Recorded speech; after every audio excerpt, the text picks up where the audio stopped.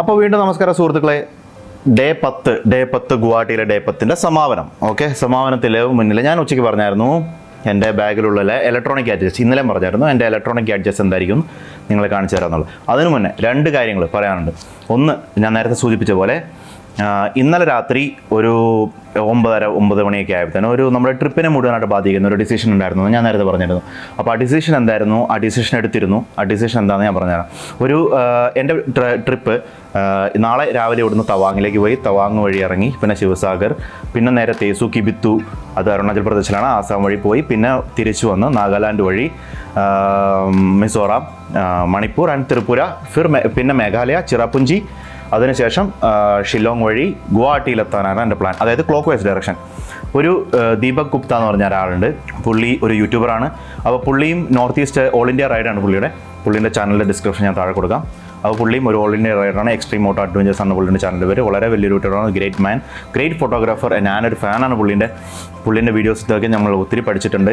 അപ്പം പുള്ളീൻ്റെ കൂടെ റൈഡ് ചെയ്യാനുള്ളൊരു ചാൻസ് ഉണ്ടായിരുന്നു. പുള്ളിയും ഇവിടെ north ഈസ്റ്റിലുണ്ട്.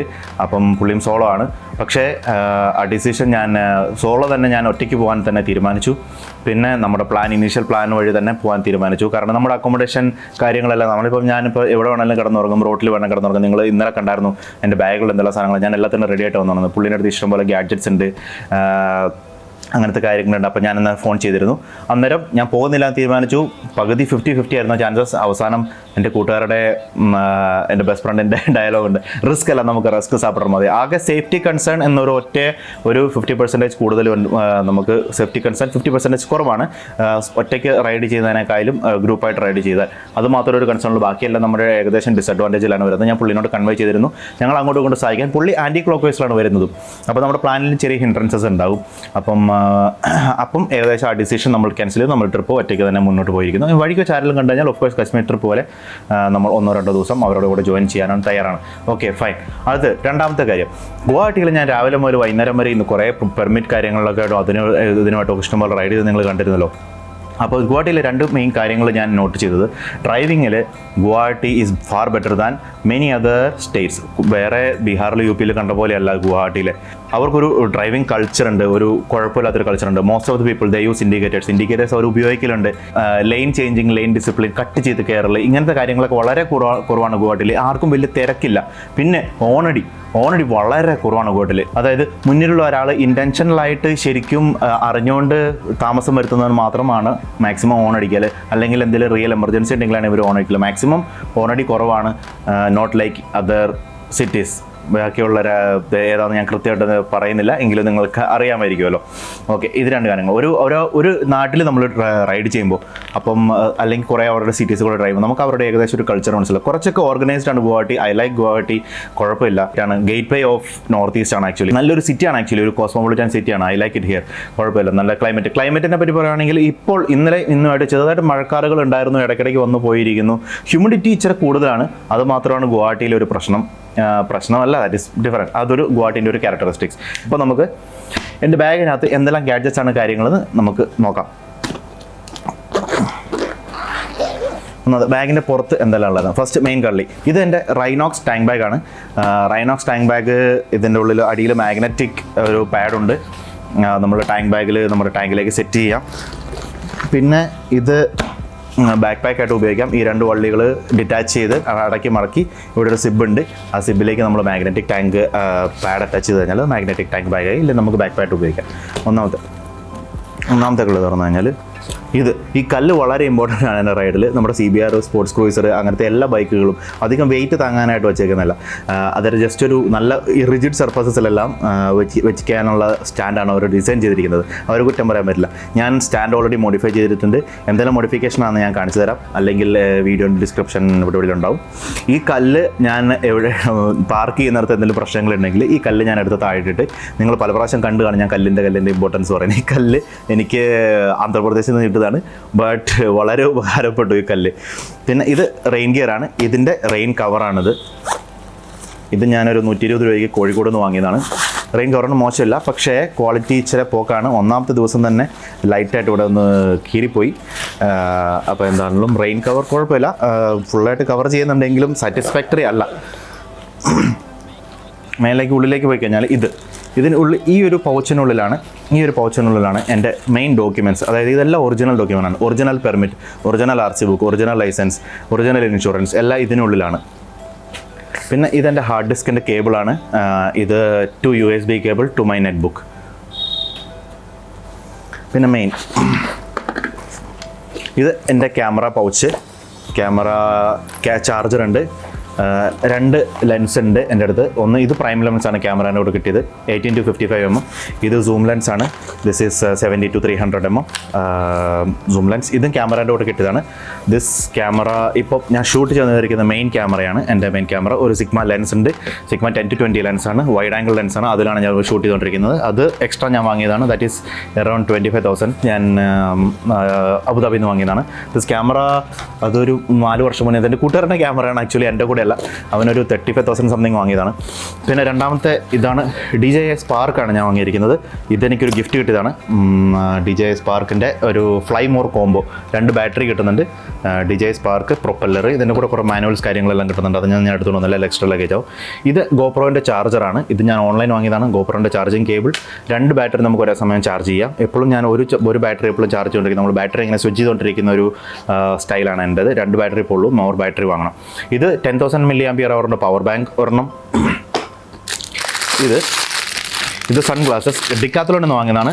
This is category 3 UV protection sunglasses. ഇത് സൂപ്പർ സൺഗ്ലാസ് ആണ്, പോളറൈസ്ഡ് ആണ്, സൂപ്പർ സൺഗ്ലാസ് ആണ്. കാറ്റഗറി 3 UV പ്രൊട്ടക്ഷൻ ആണ്. നമ്മൾ മഞ്ഞിലേക്കും കാര്യങ്ങളൊക്കെ പോകുമ്പോൾ വളരെ ഹെൽപ്ഫുൾ ആണ്. പിന്നെ സമ്മർ ടൈമിൽ ഹൈവേസിൽ റൈഡ് ചെയ്യാനും സൂപ്പറാണ്. ഇത് ഞാൻ ഡെക്കാത്തലോൺ വന്നു, ഒറായോ ആണ് ബ്രാൻഡ്. ഇത് WD-ൻ്റെ 1 TB ഹാർഡ് ഡിസ്ക് ആണ്. ഇതിനകത്തൊക്കെയാണ് നമ്മുടെ ഡാറ്റ ഫുള്ള് സേവ് ആകുന്നത്. ഇത് മൾട്ടിപിൻ ഒരു അഡാപ്റ്റർ, മേലെയും അടിയിലും ഒക്കെ പവർ സപ്ലൈ ഉള്ള ഒരു അഡാപ്റ്റർ. ഇത് തന്നെ രണ്ടാമത്തെ സൺഗ്ലാസസ്. ഇതും ഡിക്കാത്തലോണിൽ തന്നെ വാങ്ങിയതാണ്. ഇതും കാറ്റഗറി പോളറൈസ്ഡ് ആണ്, ക്വച്ചാൻ്റെ ആണ്.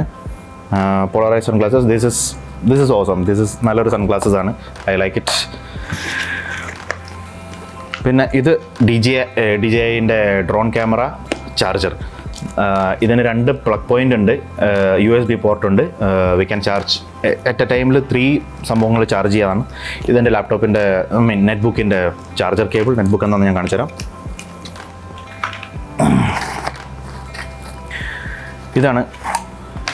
ഇതാണ് ഗോപ്രോൻ്റെ എൻ്റെ ടൈം ലാപ്സ് മെഷീൻ. ഇത് നമ്മളിങ്ങനെ സ്വിച്ച് ചെയ്ത് കഴിഞ്ഞാൽ പിന്നെ ടൈം ലാപ്സ് റൺ ചെയ്തുകൊണ്ടിരിക്കും. സൂപ്പർ ടൈം ലാപ്സ് ആണ്. ടൈം ലാപ്സ് വീഡിയോസ് നിങ്ങൾ കണ്ടിരിക്കുമല്ലോ. ഇതാണ് ഞാൻ എൻ്റെ ടൈം ലാപ്സ് മെഷീൻ. ഇത് ഗോപ്രോ ഒറിജിനലാണ്. ഞാൻ US നിന്ന് ഇമ്പോർട്ട് ചെയ്തതാണ്. Amazon US നിന്ന് വാങ്ങിയതാണ്. നല്ലൊരു പ്രോഡക്റ്റാണ്. ഞാൻ ഈ അബുദാബിയിൽ നിന്നും എൻ്റെ ടൈം ലാപ്സ് മെഷീൻ ഞാൻ വാങ്ങിയിരുന്നു. അതൊരു ലോക്കൽ ചൈനീസ് കമ്പനി ആയിരുന്നു. അത് കൃത്യം ബുർജ് ഖലീഫിൻ്റെ മേലുള്ള ലാസ്റ്റ് ടൈം ലാപ്സിന് അതും പോയി. ഇത് എൻ്റെ ഗോപ്രോ ഒരു പൗച്ചാണ്. ഗോപ്രോ ട്രാവൽ ബാഗ് ആക്ച്വലി ആണ്. ട്രാവൽ ബ്ലൂവിൻ്റെ ഒരു ബാഗാണ് എൻ്റെ ഗോപ്രോ പൗച്ച് എന്ന് ഞാൻ പറയും. ഇതിനുള്ളിൽ ഗോപ്രോൻ്റെ സകല ആക്സസറീസ്, ചെറിയ നട്ട്സ്, ബോൾട്ട്സ്, അതിൻ്റെ സ്ക്രൂസ് പരിപാടികൾ. പിന്നെ ഉള്ളത് എൻ്റെ DJIൻ്റെ സ്പാർക്കിൻ്റെ റിമോട്ടാണ് ഇതിനകത്ത് ഞാൻ വയ്ക്കുക. ഗോപ്രോൻ്റെ ചെറിയ ആക്സസറീസ് കാര്യങ്ങൾ, അങ്ങനത്തെ കുറേ ചെറിയ സാധനങ്ങളുണ്ട്. എല്ലാം സിപ്പിൽ വെച്ചില്ലെങ്കിൽ കാണാണ്ട് പോകും. അതുകൊണ്ട് പിന്നെ ഇതാണ് നമ്മുടെ മെയിൻ ആയുധമല്ല, ജസ്റ്റ് ഒരു സ്റ്റോറേജിന് വേണ്ടി ഞാൻ യൂസ് ചെയ്യുന്നത്. ഈ ട്രിപ്പ് സ്റ്റാർട്ട് ചെയ്യുന്നതിന് മുന്നേ ഞാൻ ഒരു ദിവസം മുന്നേ ഓർഡർ ചെയ്തതാണിത്. ഏസറിൻ്റെ ഒരു ചെറിയ നെറ്റ് ബുക്കാണ്, വെരി കംഫർട്ടബിൾ. ഇത് ടച്ച് സ്ക്രീനാണ്. ഏസർ 1SW1101CT ഒരു മോഡലാണ്. 12,500 rupees ഫ്രം ആമസോൺ. ഇതിൻ്റെ കീബോർഡ് ഡിറ്റാച്ചബിൾ ആണ്. ഇത് ഫുള്ളായിട്ട് വിൻഡോസ് 10 ഉണ്ട്. നമുക്ക് ടച്ച് സ്ക്രീനാണ്, നമുക്ക് യൂസ് ചെയ്യാം. USB പോർട്ട് ഉണ്ട്, ഒരു USB പോർട്ട് ടാബിലും ഒരു USB പോർട്ട് കീബോർഡിലും ഉണ്ട്. പിന്നെ ഒരു നേരത്തെ കാണിച്ചത് ഒരു ഹാർഡ് ഡിസ്ക് ഞാൻ കണക്ട് ചെയ്യുന്നത് micro USB to main USB female. ഇതിൻ്റെ സൈഡിലുള്ള പൗച്ചിൽ ഞാൻ കവർ ചെയ്ത് വെച്ചിരിക്കുന്നതാണ്. ഇതാണ് ഡ്രോണിൻ്റെ ബാറ്ററി ചാർജർ. ഫ്ലൈമോർ കോംബോയിൻ്റെ കൂടെ ഇത് നമുക്ക് കിട്ടുന്നതാണ്. 3 ബാറ്ററി വരെ ചാർജ് ചെയ്യാം DJI സ്പാർക്കിൻ്റെ. ഇത് ഒരു സൂപ്പർ സെറ്റപ്പാണ്. ഇത് ഇൻവെർട്ടറാണ്. നമ്മുടെ ബൈക്കിൻ്റെ ബാറ്ററിയിൽ നിന്നും നമുക്ക് 240 volt AC കിട്ടുന്നതായിരിക്കും. നമ്മുടെ ക്യാമറ ചാർജ് ചെയ്യണമെങ്കിൽ 240 volt തന്നെ വേണം. പിന്നെ നമ്മുടെ ലാപ്ടോപ്പ് ചാർജ് ചെയ്യണമെങ്കിലും 240 volt തന്നെ വേണം. അതിനുള്ള ഒരു സെറ്റപ്പാണിത്. ഇതൊക്കെ ഞാൻ എൻ്റെ മോഡിഫിക്കേഷനാണ്. ഇത് സെയിം ആയിട്ട് വരുന്നതാണ്. അത് മോഡിഫിക്കേഷൻ എന്താണെന്ന് ഞാൻ കാണിച്ചു തരാം. അതാണ് ഈ പൗച്ചിലുള്ളതും തീർന്നു. ഇപ്പുറ സൈഡിൽ ഇത് എൻ്റെ ബൈക്കിലെ ട്രാവൽ ചാർജർ ഞാൻ വെച്ചിരിക്കുന്നത് പിൻ സീറ്റിൻ്റെ അടിയിലാണ്. അപ്പോൾ പിൻ സീറ്റിൻ്റെ അടി മുതൽ USB എക്സ്റ്റെൻഡറാണ്. പിൻ സീറ്റിൻ്റെ അടി മുതൽ മെയിൻ സെൻറ്റർ വരെ, അതായത് ടാങ്കിൻ്റെ അവിടം വരെ. ഈ ടാങ്ക് ബാഗിൻ്റെ ഉള്ളിലാണ് ഞാൻ യൂഷ്വലി ചാർജിങ് സെറ്റപ്പ് എല്ലാം വെക്കുക. എന്തെങ്കിലും ചാർജ് ചെയ്യണമെന്നുണ്ടെങ്കിൽ തന്നെ ഞാൻ ടാങ്ക് ബാഗിൻ്റെ ഉള്ളിലാണ് വെക്കുക. അപ്പം അവിടം വരെ എത്തിക്കാനുള്ള USB ഒരു എക്സ്റ്റെൻഡർ കേബിളാണുള്ളത്. പിന്നെ ഇത് ഞാൻ സ്വന്തമായിട്ട് ഉണ്ടാക്കിയതാണ്. അതും ഒരു എക്സ്റ്റെൻഡർ കേബിളാണ്. പുറകിലുള്ള ഇവിടുന്ന് സിഗരറ്റ് ലൈറ്റർ ചാർജറാണ്. ഇതിന് രണ്ടും നമുക്ക് ഒരേ സമയത്ത് ഉപയോഗിക്കാം. ആ അങ്ങനത്തെ ഒരു ചാർജറാണ് സെറ്റപ്പ്. ഞാൻ പിന്നെ കാണിച്ചു തരാം.